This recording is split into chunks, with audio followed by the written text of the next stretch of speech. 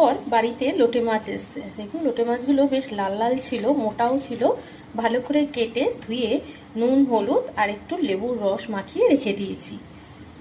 লোটে মাছটা নাড়া করব বলে নিয়েছিলাম, তো ভাবছি একটু কষাই করে ফেলি, দেখে খুব ভালো লাগলো।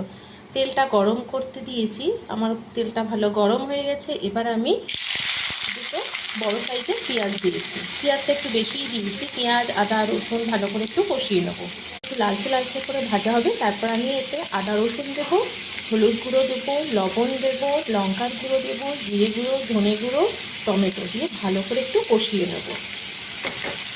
আর ঝালটা একটু পরিমাণটা বেশিই দিচ্ছি, পেঁয়াজ আর তেলের পরিমাণটাও একটু বেশি আছে।